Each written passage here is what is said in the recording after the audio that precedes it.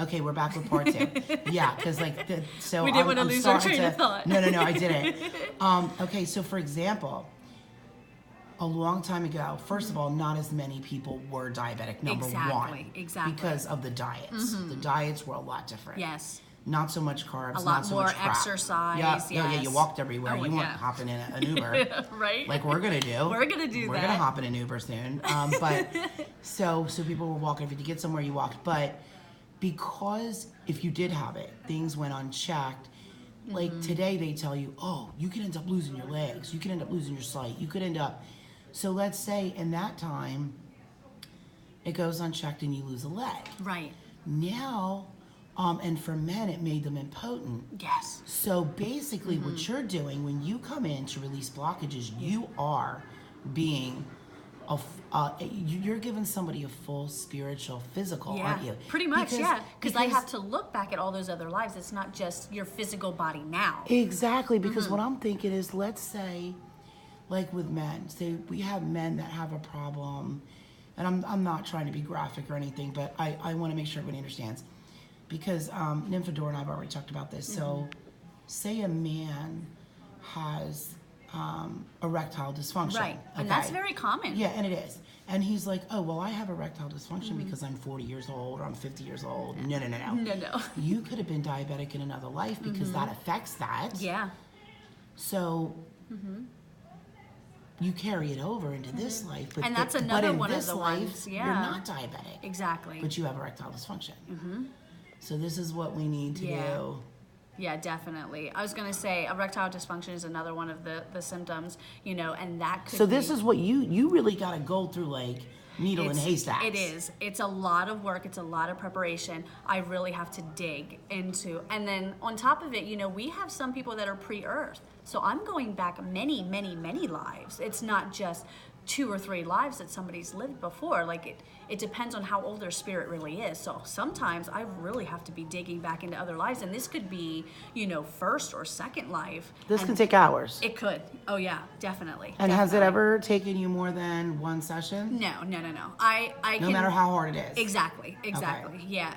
I definitely make sure I do it in the one session, because if I try to do it in more, it doesn't work. I will not be able to dig as deep as I could, because all my energy is being focused right then and there. And if I stop the energy and have to start up again, it's gonna throw everything out of whack, I guess you can say. Because so. I have one lady that she's from Ireland and she has an eye problem. Okay, yeah. Now she's been through different things that she's gone through. And the eye needs to be fixed. So what would you say? Eye problems, it's something with the head again, but with the eyes, it's much different. Like in this lifetime, doctors will say, that it has to do with the eyeball itself, it has to do with the brain, different things like that. And sometimes it can, definitely. But if I'm looking back into past lives, and I've had people with eye problems, whether it's they're blind, whether they just have nearsighted, farsighted, contacts aren't working, they're getting the laser stuff done, that's not working, and still having the problems. When I've looked back in their past lives, I've seen things where they've had, again, injuries to the eye, to the head, different things like that. I've seen where they've seen traumatic things. One of them was somebody... And they want to block it out. And they want to block it out so bad, and now they're having that physical problem in this life. So let me ask you that. Let me ask you this, because I know, sometimes when people see with their eyes very traumatic events and they want to block it out, they can actually erase that from their memory. Yeah. So now, if it should sometimes carry on I have into to this do life, that. Sometimes I have to erase that memory completely, because but you first have to go in and find it. I do, right. But but my point is that not only are you're looking at an eye injury, but that is carried on into this life. Right. And you're like, okay, they had an eye injury in the last life, but now you got to find out they were traumatized on top of that. So it's a mental thing. So now you're not just working with the eyes, you're working with them mentally as well. A lot of them are linked to different things. It's not just the eye or just the arm or just, the stomach or the heart. Sometimes it is linked to other things, and that's why going back into your past lives helps so much, because you really get the full picture. And that's probably the only way that you can really get rid of blocks 100%, because you have to go back and see the underlying issue of what started it. It could have been something in your last life that you just had. It could have been something in your first life. You really have to go back and look at all of that. Now, one of the people that we're going to be doing while we're here in Florida, excuse me, sorry about that. One of the people that we're going to be doing while we're here in Florida, I'm not going to go into like who they are, because I never do that. I never go into who they are or who they're coming for or none of that. All I'm just going to say is one of the issues that we're going to be dealing with is epilepsy. Yes. Now, my understanding is we have done so much research on this. Like, it's insane. I know. And not only just research on that, but I don't know, for those of you that don't know, I have, I don't know how I did this, but I've gained this like serious magical healing ability, like for real. Mm-hmm. And it's like totally set my life like on a whole new path. Mm-hmm. Like, seriously. I don't believe in healing. I believe in curing. I do think there is a difference. And I've never had anybody present to me before epilepsy. So I've done so much research, although I didn't have to. I didn't have to do research because I'm using my hands and my energy to fix these things.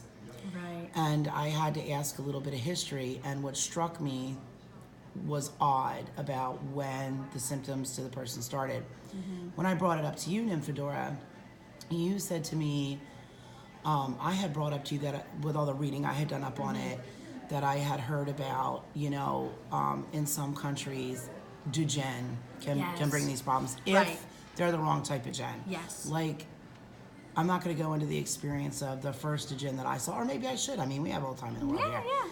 Well, the first time that I ever saw a Duchenne, my daughter was... She was little, wasn't she? Yeah, like 4 or 5 years old. Mm-hmm. Yeah, she was 4 or 5 years old, and I'll never forget it. Or maybe she was 8. I don't know. It wasn't too long after we met.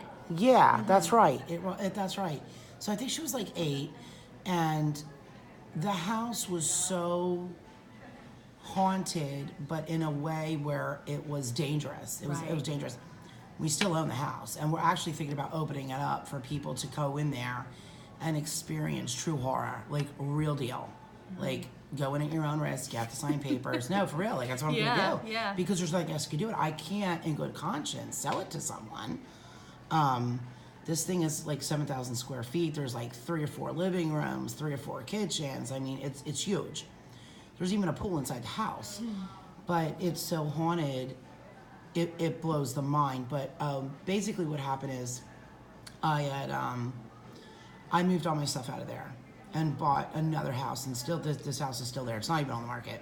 We go in and out because this one spirit told Daisy to jump out the window, to open up the window, which was like 3 stories up in this house. And she kept talking about this spirit that would talk to her, blah, blah, blah, blah, blah. Anyway, we get the stuff out of there, and I go back into the house, and I have my hand on the door. And some of my customers that I've had for years and years know this story. I put my hand on the screen door, and I went to open it, and I heard a voice, and it said, pretty much, don't open the door. It's a, no, it's a trick. It's a trick. Because what I was seeing is the front door was open, but the screen door was shut, and there was a woman floating above the fireplace. And she was in pain, and she was fearful, and she was asking me to help her. And there was this creature. I have a spiral staircase that goes up to the 2nd floor. Right. And it's like an open upstairs. The spiral goes up, but you can see, like, anyway, there's this creature standing on the spiral staircase, and she's yelling at me to help her, floating above the fireplace. And she looks like a normal woman. She was kind of dressed like you, like a dress, she had long hair. She's just floating, and I'm like, whoa. But this creature was all brown, and it's arms and legs looked like they had good biceps. Like this thing worked out at the gym. Right. But its head was long, like something out of Geiger's artwork. Its head was long and alien looking, but it was all brown. He had normal feet, like almost like a human would, but they were longer. Long toes. And they were crooked. I have to stop this. We'll be right back to part 3.